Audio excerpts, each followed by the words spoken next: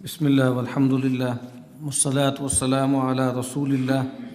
وعلی آلہ وصحبہ ومن والاه۔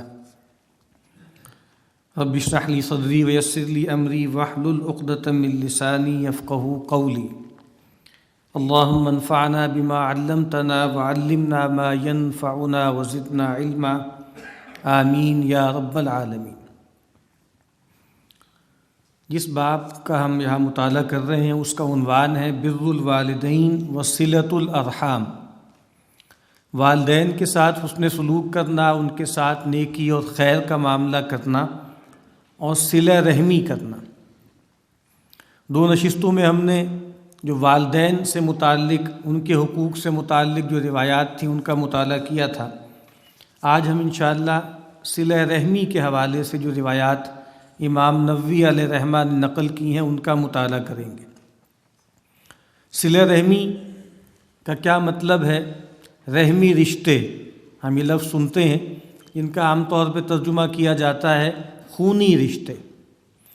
تو اللہ تعالیٰ نے انسانوں کے درمیان مختلف طرح کے تعلقات اور رشتے قائم کیے ہیں۔ سورہ فرقان میں فرمایا کہ هو الذی خلق من الماء بشرا، وہی اللہ ہے جس نے پانی کی ایک بوند سے انسان کی تخلیق کی۔ وَجَعَلَهُ نَسَبًا وَصِهْرًا، اور اللہ تعالیٰ نے اس کے لیے کچھ تعلق قائم کیے نسب کی بنیاد پر اور کچھ تعلق قائم کیے شادی کی بنیاد پر۔ صہرا کہتے ہیں جو سسرالی رشتہ دار ہوتے ہیں، یعنی کچھ رشتے وہ ہوتے ہیں جو شادی کے نتیجے میں وجود میں آتے ہیں، ساس سسر ہیں، بیوی کے بھائی بہن ہیں اور باقی معاملات ہیں، اور کچھ رشتے نسب کی بنیاد پر قائم ہوتے ہیں۔ تو وہی نسبی رشتے ہیں، ان کو رحمی رشتے بھی کہا جاتا ہے۔ نسب کا لفظ استعمال ہوگا تو اس میں نسبت گویا باپ کی طرف ہوگی، چونکہ عام طور پہ قانونی حوالے سے ہم دیکھیں تو نسب کا تعلق باپ سے ہوتا ہے، اور اگر ہم رحمی رشتے کے حوالے سے بات کریں تو رحم کا تعلق ماں سے ہے۔ تو رحم کی بنیاد پر جو رشتے وجود میں آئیں، ماں کی رحم کی بنیاد پر کچھ رشتے وجود میں آئیں گے، دادی کے رحم کی بنیاد پر کچھ رشتے وجود میں آئیں گے، نانی کے رحم کی بنیاد پر کچھ رشتے وجود میں آئیں گے۔ اب اس میں کون کون سے رشتے جو ہیں وہ شامل ہیں رحمی رشتوں میں، اس میں ذرا تفصیل ہے۔ کچھ علماء نے لکھا ہے کہ اصل میں وہ تعلق داریاں، وہ رشتے کہ جن کو کہا جاتا ہے کہ جن سے شادی کی حرمت ہے، وہ تمام جو ہے محارم جو کہلاتے ہیں وہ رحمی رشتے۔ لیکن بہت سے ایسے شامل ہیں اس میں، ظاہری بات ہے کہ جو کزنز ہیں، چچا کے بیٹے، تائے کے بیٹے، خالہ کے بیٹے، ماموں کے بیٹے، ظاہری بات ہے ان سے رشتے کی حرمت نہیں ہے، لیکن وہ بھی رحمی رشتے کہلاتے ہیں۔ کچھ علماء نے کہا کہ اس سے مراد جو ہیں وہ رشتہ داریاں ہیں جن کے درمیان وراثت کا معاملہ ہوتا ہے۔ لیکن اصولی بات یہی ہے کہ جو رحم ہے اس کی بنیاد پر جو انسان کے بھائی بہن ہیں، انسان کے چچا تایا ہیں، خالہ ماموں ہیں، ان کی اولاد ہیں، یہ سارے کے سارے رشتے جو ہیں یہ رحمی رشتے کہلاتے ہیں۔ اور ویسے تو ہمیں تلقین کی گئی ہے کہ ایک مسلمان کے دوسرے مسلمان پر کچھ حقوق ہیں، وہ ظاہری بات ہے وہ سب کے ساتھ ہیں، چاہے ان کے ساتھ ہمارا کوئی خونی رشتہ ہو یا نہ ہو، سب کے ساتھ ہیں۔ لیکن جن لوگوں کے ساتھ ہمارا کوئی رحمی رشتہ ہے، کوئی خونی رشتہ ہے، ان کے ساتھ وہ تعلقات مزید مؤکد ہو جاتے ہیں، اور کچھ تعلقات ایسے ہیں کہ جو وجوب کے درجے پر ہو جاتے ہیں۔ ہو سکتا ہے باقی عام لوگوں کے لیے ان کا وجوب نہ ہو، لیکن جو قرابت دار ہیں ان کے لیے وجوب ہے۔ مثلا اگر کوئی آدمی جو ہے کوئی قریب میں اس کے رہنے والا ہے اور کہیں مسلمانوں میں کوئی تنگ دست ہے، غریب ہے، بیمار ہے، تو اگر آپ اس کی خبر گیری کریں گے تو بڑا درجہ ہے اس کا۔ ہاں اگر وہ آپ کا پڑوسی ہے تو اس کا درجہ بڑھ جائے گا، لیکن اگر وہی شخص جو ہے جو ضائع ہو رہا ہے، جو بیمار ہے، جس کے پاس اس کے علاج کے پیسے نہیں ہیں، جس کے پاس رات کی روٹی نہیں ہے، اگر وہ آپ کا قریبی عزیز ہے اور پھر آپ اس کے ساتھ حسن سلوک نہیں کر رہے، آپ کو اللہ نے مال دیا ہے، فاضل مال دیا ہے، آپ اس کی مدد کر سکتے ہیں، لیکن نہیں کر رہے تو آپ گناہ گار ہیں، اس کی مدد کرنا آپ پر واجب ہے۔ اور باقی بہت سی تعلق داریاں ہوتی ہیں، دوستیاں ہوتی ہیں، پرانے تعلقات ہوتے ہیں، انسان ان کو توڑ دیتا ہے کسی وجہ سے، قطع تعلق کر لیتا ہے، ہمیشہ کے لیے ان لوگوں کو چھوڑ دیتا ہے۔ لیکن یہ جو خونی رشتے والے معاملات ہوتے ہیں ان کو مستقل چھوڑے رکھنا جائز نہیں ہے۔ آپ کے قرابت داروں نے آپ کے ساتھ جیسا مرضی سلوک بھی کیا ہو، جتنی مرضی زیادتی بھی کی ہو، لیکن ان کے ساتھ قطع رحمی نہیں کی جا سکتی، ان معنوں میں کہ اگر آپ کے علم میں آئے کہ وہ لوگ ضرورت مند ہیں، تکلیف میں ہیں، پریشانی میں ہیں، تو آپ پہ واجب ہے ان کی مدد کرنا، اور ان سے تعلق کو منقطع کرنا جائز نہیں ہے۔ ہاں، اور دوسرے لوگ ہیں، کسی سے ہم ملنا چاہتے ہیں، نہیں ملنا چاہتے،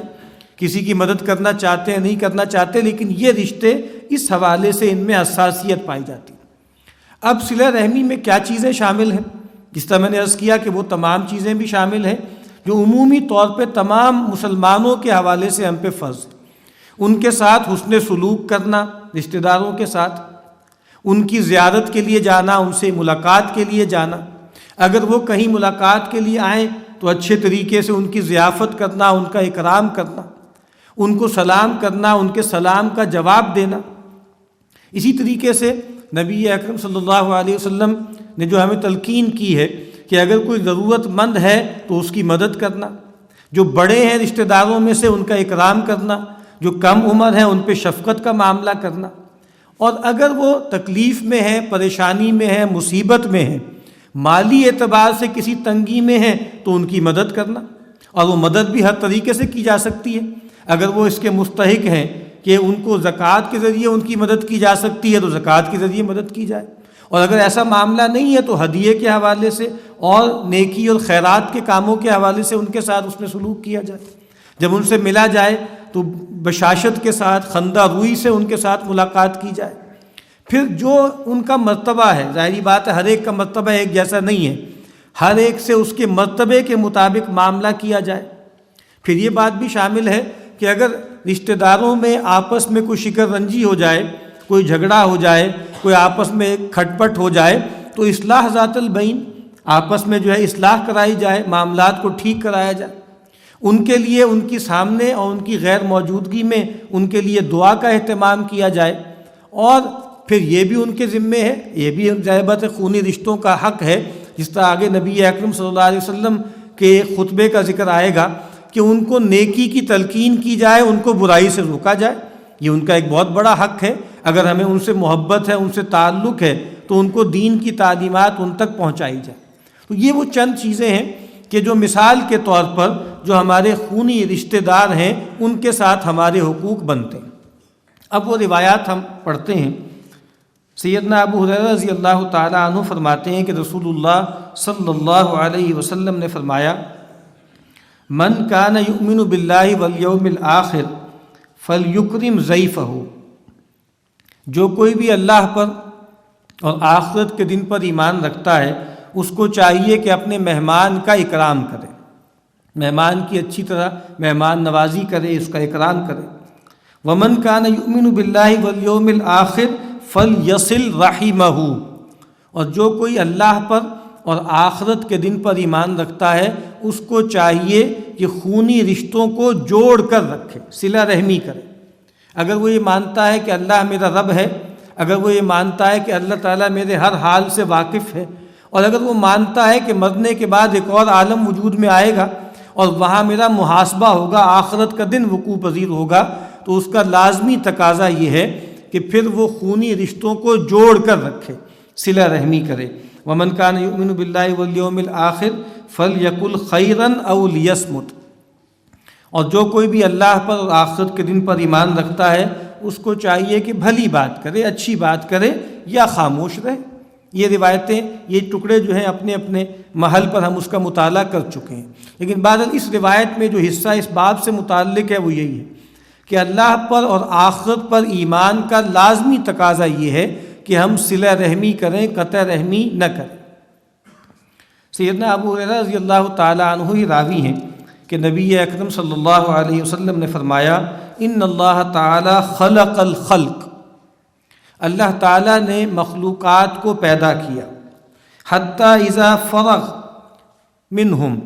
یہاں تک کہ جب اللہ تعالیٰ فرغ منہم، یہاں تک کہ جب اللہ تعالیٰ ان سے فارغ ہو گئے، یعنی مخلوقات کو پیدا کرنے سے فارغ ہو گئے۔ ظاہری بات ہے اللہ تعالیٰ کے ہاں فراغت کا لفظ ان معنوں میں نہیں بولا جائے گا جن معنوں میں ہمارے لیے بولا جاتا ہے، انسانوں کے ہاں تو معاملہ یہ ہے نا کہ ہم ایک وقت میں ایک کام کر سکتے ہیں، 2 کام کر سکتے ہیں، اور کوئی کام اس میں ہم آکوپائے ہوتے ہیں تو دوسرا کام ہم نہیں کر سکتے، تو اس سے فارغ ہو کر ہم یہ کام کرتے ہیں۔ لیکن یہاں اللہ تعالیٰ سے یہاں مراد یہ نہیں ہے۔ اللہ تعالیٰ نے مخلوقات کو پیدا کیا اور اس کے بعد یہ معاملہ کیا، جس کے لیے لفظ استعمال ہوئے ہیں کہ حتیٰ اذا فرغ منہم، یہاں تک کہ جب وہ اس سے فارغ ہوئے، قامت الرحم، تو رحم کھڑا ہو گیا یا رحم کھڑی ہو گئی، یہاں مؤنث اس کو بولا گیا ہے۔ اب ظاہر بات ہے رحم رشتہ یا وہ رحم کھڑا ہو گیا، وہ کیسے کھڑا ہو گیا، اس کی کیا حیثیت تھی، اللہ نے اس کو کوئی پرسونیفیکیشن دے دی تھی، یہ متشابہات میں سے ہیں۔ تو کہا کہ رحم کھڑا ہو گیا، فقالت، اور اس نے یہ دہائی دی، یہ استغاثہ کیا، ھذا مقام العائذ بک من القطیع، اے اللہ یہ اس کا کھڑا ہونا ہے تیرے مقابل میں، تیرے دربار میں، کہ جس کو اس کا ڈر ہے کہ اس کو کاٹا جائے گا۔ یہ ایک کاٹے جانے والے کا تجھ سے پناہ طلب کرنا ہے، یعنی میں تجھ سے پناہ طلب کرتا ہوں یا کرتی ہوں کہ اے اللہ مجھے کاٹا جائے گا، تو نے مجھے ایک ایسی مخلوق بنایا کہ مجھے بار بار کاٹا جائے گا، مجھے توڑا جائے گا۔ تو جیسے دہائی دی ہے اللہ سے، گویا پناہ طلب کی۔ قال، تو اللہ تعالیٰ نے فرمایا کہ نعم، اما ترضین ان اصل من وصلک و اقطع من قطعک، کہا کہ ٹھیک ہے، کیا تم اس پہ راضی نہیں ہو کہ جو تمہیں جوڑے میں اس کو اپنے سے جوڑ لوں، و اقطع من قطعک، اور جو تمہیں کاٹے میں اس کو اپنے سے کاٹ دوں۔ اب یہ بہت بڑی بات ہے کہ اللہ تعالیٰ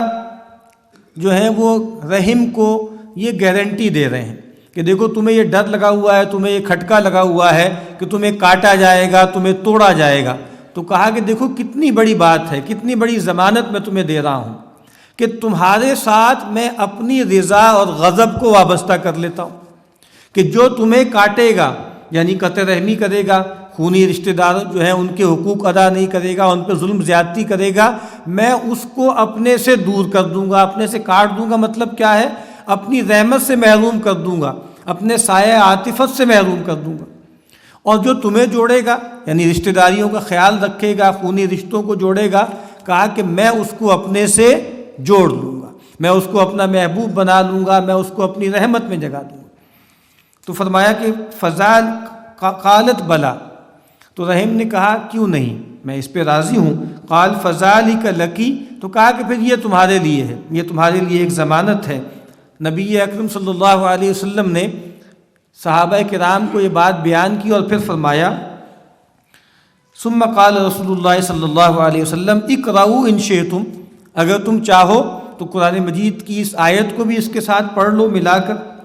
وہ آیت کیا ہے؟ سورہ محمد صلی اللہ علیہ وسلم کی آیت ہے، فَهَلْ عَصَيْتُمْ إِن تَوَلَّيْتُمْ أَن تُفْسِدُوا فِي الْأَرْضِ وَتُقَطِّعُوا أَرْحَامَكُمْ، تو عنقریب اس کا اندیشہ ہے کہ اگر تمہیں زمین میں ولایت دے دی جائے، یا اس کا ترجمہ یہ بھی کیا گیا ہے کہ اس کا اندیشہ ہے کہ اگر تم روگردانی کرو اللہ اس کے رسول کے احکامات سے تو کیا ہوگا؟ ان تفسدوا فی الارض، تم زمین میں فساد مچاؤ گے، وتقطعوا ارحامکم، اور تم رحمی رشتوں کو کاٹو گے۔ فرمایا اولئک الذین لعنہم اللہ، یہ وہ لوگ ہیں جو زمین میں فساد مچاتے ہیں اور قطع رحمی کرتے ہیں، یہ وہ لوگ ہیں جن پہ اللہ تعالیٰ کی لعنت ہے۔ وہ جو اللہ تعالیٰ نے فرمایا نا کہ جو تمہیں کاٹے گا میں اس کو اپنے سے کاٹ دوں گا، تو اللہ کا اپنے سے کسی کو کاٹنے کا مطلب یہی ہے، لعنت ہے۔ لعنت کا مطلب کیا ہے؟ اللہ کی رحمت سے محرومی، اللہ کی رحمت سے دوری۔ تو کہا کہ یہ وہ لوگ ہیں جن پہ اللہ تعالیٰ نے لعنت کی ہے، فَأَصَمَّهُمْ وَأَعْمَىٰ أَبْصَارَهُمْ، اور اس کی ایک نقد سزا اس دنیا میں یہ ملتی ہے کہ اللہ تعالیٰ ان کو بہرا کر دیں گے اور ان کی آنکھوں کو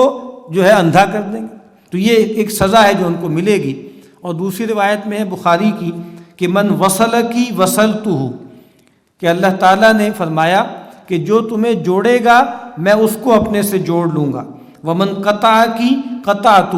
اور جو تمہیں اپنے سے کاٹ دے گا میں اس کو اپنے سے کاٹ دوں گا۔ دوسری روایت میں ہے اللہ کے نبی نے فرمایا، سیدہ عائشہ رضی اللہ تعالی عنہ اس کی راویہ ہیں، الرحیم معلقۃ بالعرش، یہ جو رحم ہے یہ عرش کے ساتھ معلق ہے، تقول، اور وہ یہ کہتا ہے زبان حال سے یا اپنی زبان سے، من وصلنی وصلہ اللہ ومن قطعنی قطعہ اللہ، کہ جو مجھے جوڑے گا اللہ تعالیٰ اس کو اپنے سے جوڑ لے گا، اور جو مجھے کاٹے گا اللہ تعالیٰ اس کو اپنے سے منقطع کر دے گا۔ ایک دوسری روایت میں آتا ہے کہ اللہ کے نبی نے فرمایا کہ الرحم شجنۃ من الرحمن، کہ جو رحم ہے، یا رحم کا جو لفظ ہے وہ رحمان کے لفظ سے مشتق ہے۔ اللہ تعالیٰ کا صفاتی نام کیا؟ رحمان، اور اسی سے رحم کا لفظ نکلا ہے، جس کا مطلب بھی یہی ہے کہ جو چاہتا ہے کہ مرحوم بنے، جو چاہتا ہے کہ اللہ تعالیٰ کی رحمت اس کی طرف متوجہ ہو، تو وہ خونی رشتوں کو جوڑے، ان کو کاٹنے سے بچے۔ سیدنا